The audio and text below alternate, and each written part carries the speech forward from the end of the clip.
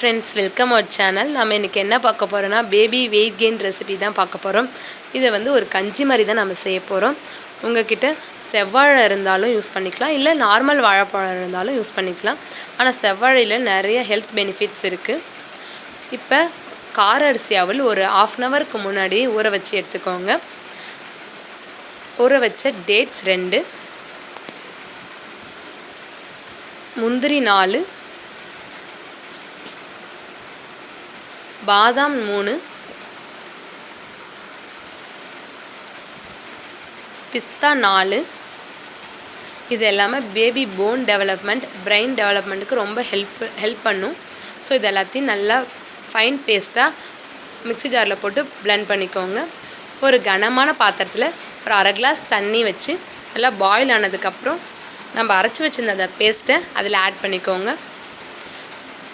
அடுப்பை மீடியம் ஃப்ளேம்லேயே வச்சு நல்லா கலக்கி விடுங்க.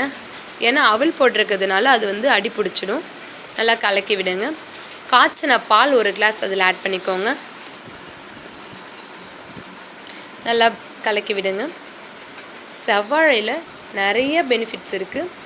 கான்ஸ்டிபேஷன் ப்ராப்ளம் இருக்காது, ரத்தத்தை சுத்தப்படுத்தும், உங்கள் குழந்தை வெயிட் போடுறதுக்கு இது ரொம்ப ரொம்ப ஹெல்ப் பண்ணும்.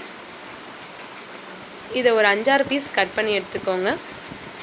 உங்கள்கிட்ட மேஷர் இருந்தாலும் நீங்கள் யூஸ் பண்ணிக்கோங்க, இல்லை நீங்கள் கையாலே கூட நல்லா மசிச்சு விட்டுக்கலாம். கட்டி இல்லாமல் பார்த்துக்கோங்க. நல்லா கையாலே நல்லா மசிச்சு இந்த மாதிரி பேஸ்ட் மாதிரி மசிச்சு எடுத்துக்கோங்க. இப்போ அந்த குக் ஆகிட்டுருக்க அந்த கஞ்சியில் இந்த செவ்வாழையை ஆட் பண்ணிக்கலாம். ஆட் பண்ணதுக்கப்புறம் நல்லா ஸ்பூன் வச்சு நல்லா கலக்கி விடுங்க.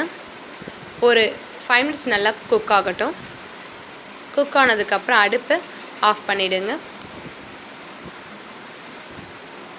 சூடு போனதுக்கப்புறம் ஒரு சின்ன பவுலில் பேபிக்கு ஆற விட்டு சர்வ் பண்ணலாம். உங்கள் பேபியும் நல்லா வெயிட் போடுவாங்க. பிடிச்சிருந்தால் லைக் பண்ணுங்கள், ஷேர் பண்ணுங்கள், சப்ஸ்கிரைப் பண்ணுங்கள்.